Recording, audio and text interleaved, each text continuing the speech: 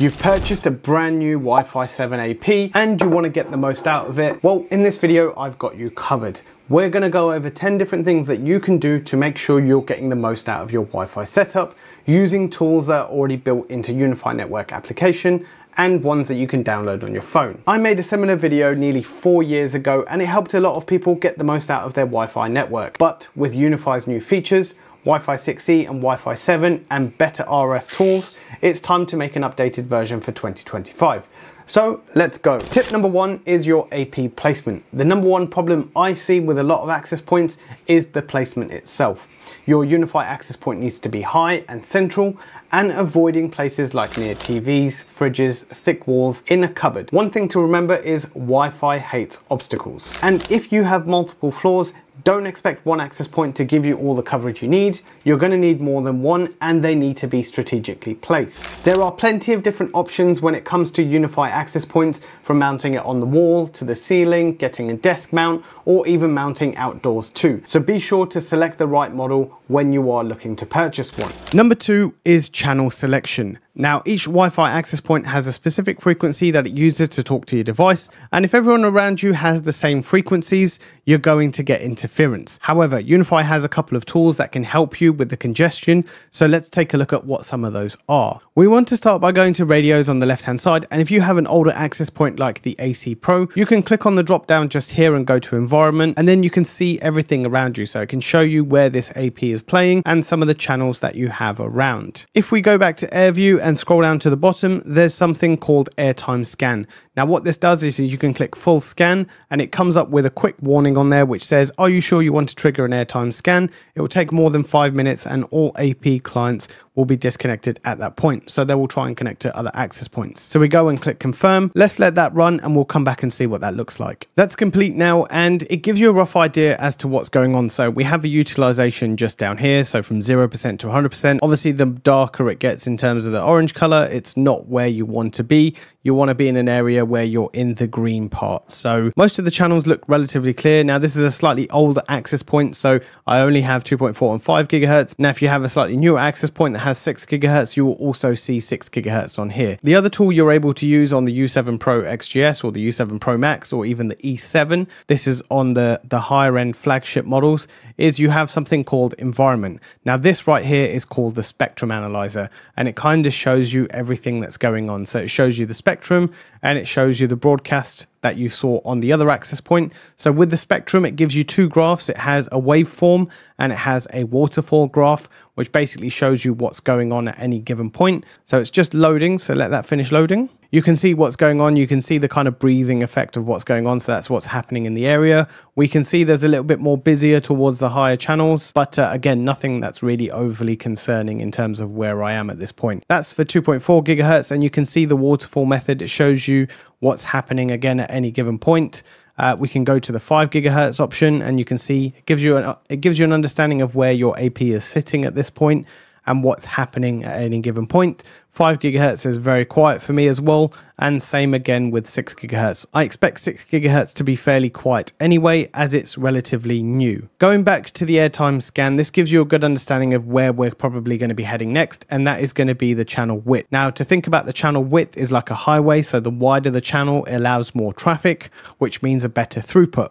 But depending on what you're looking like in terms of this graph, having a wider channel can actually cause you more issues as you get more interference. That will cause poor connectivity and more dropouts. You can use this chart right here to give you a better understanding as to what's happening on the channels, or you can go to settings and then Wi-Fi and scroll down a little bit and we have a bigger picture here as well. This doesn't give you the color coding, but it gives you a good understanding of what's going to happen with those channels. So if you set to 20 megahertz, you're going to use a single channel for this. 40 megahertz, you're going to use 2 channels. So with the 5 gigahertz, you have more spectrum on there, so you can actually use wider channels. So 20, 40, 80, which is what I'm using at the moment, and you can even go to 160 or 240, which is, again, I'm using that on another access point as well. With the 6 gigahertz, you have an even wider spectrum. Now in the UK, we're not allowed the full bandwidth of the 6 gigahertz, but I think in the US and Canada, you do have a bigger spectrum range on here, and that's down here. So 6535 to 7115 megahertz, and it gives you more range to use. But with this range that we can use currently in the UK, I can very happily utilize the 320 megahertz. I'm going to give you a quick example example, on the 5 gigahertz range, the difference with using something like a 20 megahertz on a channel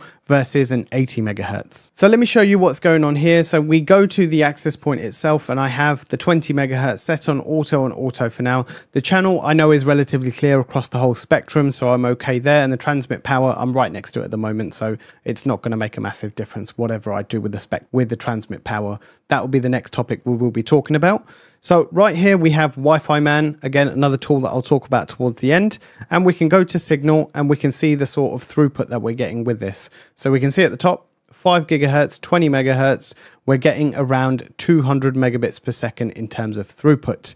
Now we're going to widen that lane and we're going to go to 160 megahertz. I decided against the 80 megahertz, and it's just going to drop us off, and we'll give that a second while the access point reconfigures itself, and then we'll show you the difference between this. You can see right here we have the 160 megahertz now, and if we go to signal and if we look at throughput, you can see already right there we're pushing nearly 900 megabits per second. So just that one little tweak can increase the bandwidth of your access point very easily. Now, as I mentioned before, you can get a lot more interference with a wider channel. I'm showing you this so you can see what actually happens with that setting, and you can tweak around and make sure you get the right setting for your access point. Looking back at the channel plan, generally on the 2.4 gigahertz, it's always a very busy spectrum. So I tend to stick to 20 megahertz. I'm on 40 at the moment because I've been playing around with it, just messing around with a few bits and pieces. On the 5 gigahertz, 40 megahertz is perfectly fine. It's a good balance. 80 megahertz if you're on a relatively clear channel, and if you want to go to 160 or 240, you definitely need to make sure you're in a very quiet area. With the 6 gigahertz, it's a relatively new spectrum. It's a lot wider, and you can choose the channels that suit you best. Because it's very quiet, there aren't a lot of products that are using 6 gigahertz at the moment. You can go and very comfortably use the 320 megahertz if you want to do so, but I would probably scale that back to 160 or 80 once you find it starts getting a little bit more busier. One thing I didn't mention with the 5 gigahertz, and you'll probably see this on your channel selection, is something called DFS. You'll see a whole list of these coming across in the 5 gigahertz spectrum. And one thing you need to realize about DFS, it's dynamic frequency selection. What this basically means, there's a special 5 gigahertz frequency shared with radar systems like airports or weather radars. And those DFS channels are usually a lot cleaner because fewer people are using them. However, these APs are designed, and most APs are going to be this.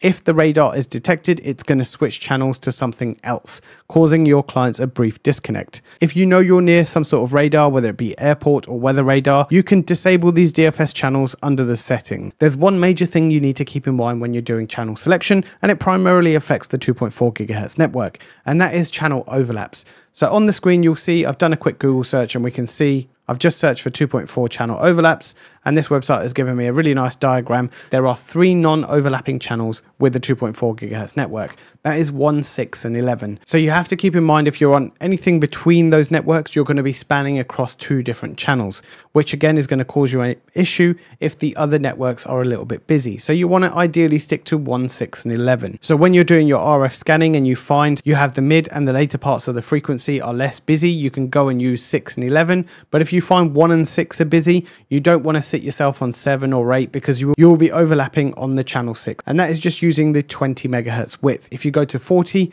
that overlap becomes even bigger. Now you're probably saying, well, what about 5 gigahertz and 6 gigahertz? Because I can see you asking about them already, and we have them on the screen just right here. So this is the 5 gigahertz.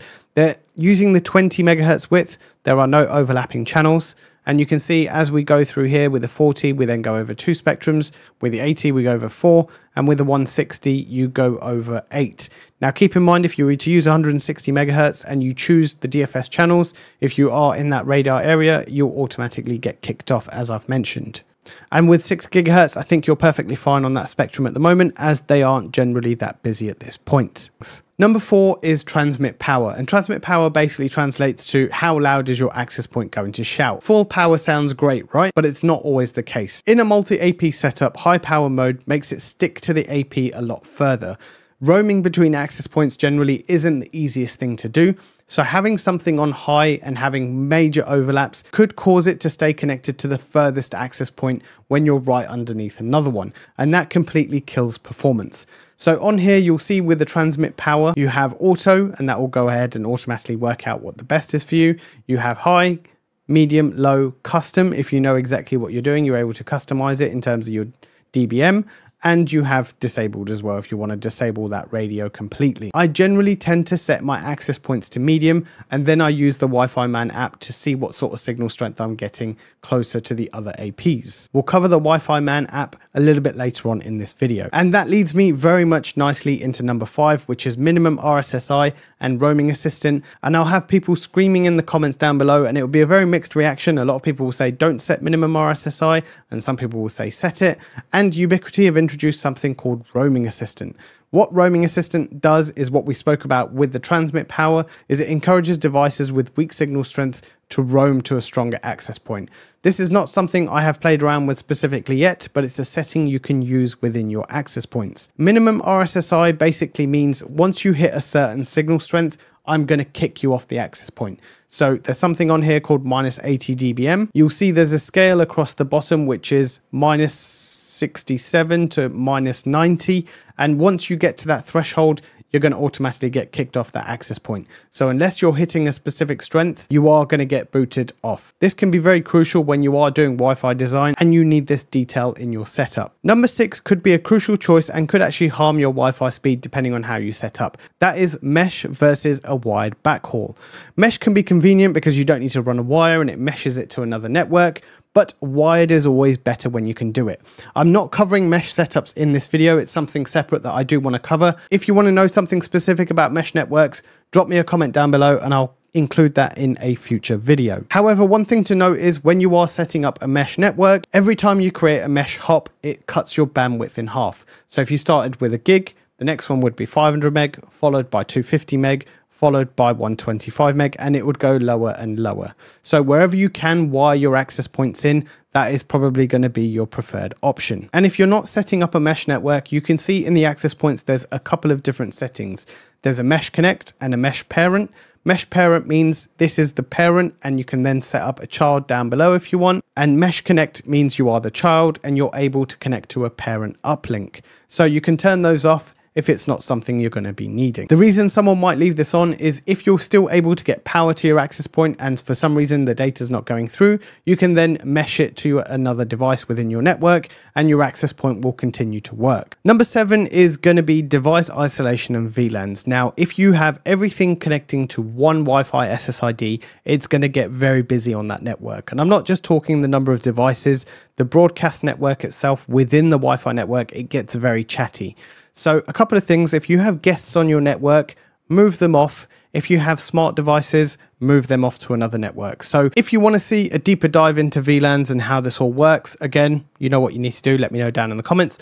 But if you have them separated, it makes the networks a little bit more quieter. When you have those other devices connected to the general network, this will help with performance as there isn't a lot of chatter on the network. So that improves performance and adds a big layer of security. So do make sure you VLAN out your network and isolate your guests. The next one is probably going to be a no-brainer, and that is the firmware updates and the UniFi network controller. A lot of the features I covered a little while back in my previous video were not even available now, and things like the spectrum analyzer and optimization settings that you can do within and the charts that you can use makes it a lot easier. Older firmware can equal bugs, instability and slower performance, so it's always best to keep you up to date with the most stable release. And for those of you that might be opted into the early access for testing, obviously do not use that on a production network, but use that at your own risk as there may be some bugs within. I did just mention it in number 8, but number 9 is the daily spectrum optimizer. So if we scroll down to settings and we go to Wi-Fi, if you're someone that doesn't really want to be keeping an eye on this sort of stuff and you want to let Ubiquiti do its thing, you can scroll down to the bottom right here and there's something called the daily spectrum optimizer. And what that does is it optimizes your channels across all your APs for optimal network performance. Existing channel width settings are not affected. It is literally just the channel itself. So you can tick this, it will check it every day. And if you want to go off it and let it optimize now and you don't want to do anything that I've just said, you can go and press optimize now and you're ready to go. So let's move on to the final one, which is number 10. And this app has saved me more times than I can think about, and it's a really good tool that Ubiquiti give you free of charge, and that is WiFiman. It gives you everything you need to know about your Wi-Fi network in real time. So I'm connected to this access point right next to me. It tells me what band I'm on, 5 gigahertz, 160 megahertz, what my Wi-Fi signal is, what my channel is, what my network latency is. So we can then go to signal, and it will show me my signal strength, which we can tick just down here. So we have a signal strength option, we have a throughput, which is showing me the throughput that we saw earlier, and the latency. It also tells me about my previous history with what I've had on this phone. We then have something called a floor plan, which you can go and create a floor plan of this access point. So you can create a new scan, you can walk around wherever you are, and you can give yourself a floor plan of what your signal strength was throughout the building. We have the discovery, which tells you everything about your local network. It also has teleport built into it as well. So if you have a teleport invite, you can just import it into this, and it will connect to your network at home, no issues at all. It's super useful for testing anything out and finding those weak spots within your Wi-Fi network. So be sure to download that and use that when you are doing your testing. So there we go, that is 10 things you can do to get the most out of your access point. Have I missed anything in terms of those 10 tips? Let me know down in the comments below, and which one has made the biggest difference in your network. Let me know on that as well. I've definitely got more videos coming around this. If there's something specific you want to see in terms of any deep dives or any tutorials, again, let me know down in the comments. For now, this is Inside Wire, and I'll see you in the next one.